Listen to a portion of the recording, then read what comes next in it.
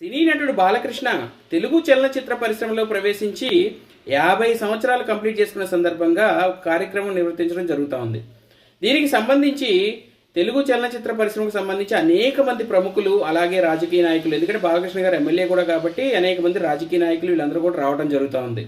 So Chiranjeevi గారు వీళ్ళందరూ కూడా వస్తారన్నట్టుగా తెలుస్తుంది. అయితే ఇక్కడ మనం గమనించాల్సింది ఏంటంటే ఎన్టీఆర్ గారు కళ్యాణ్ రామ్ గారు వస్తారా రారా అన్నది. ఇప్పటికే మనం చూస్తున్నాం మెగా ఫ్యామిలీలో అల్లు అర్జున్ మధ్య, అలాగే మిగతా సభ్యుల మధ్య ఎలాగా వివాదాలు ఉన్నాయో, అలాగే ఎప్పటి నుంచో కూడా మనం ఎన్టీఆర్ కళ్యాణ్ రామ్ మధ్య, మిగతా కుటుంబ సభ్యుల మధ్య కూడా వివాదాలు ఉన్నట్టు అందరికీ తెలిసిన విషయమే.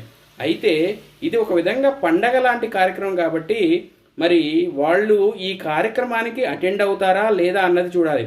ఒకవేళ అటెండ్ కాకపోతే మాత్రం ఎలా అల్లు అర్జున్ పరిస్థితి అయిందో ఎన్టీఆర్ పరిస్థితి కూడా ఆ విధంగా అయ్యే అవకాశం అయితే ఉంది.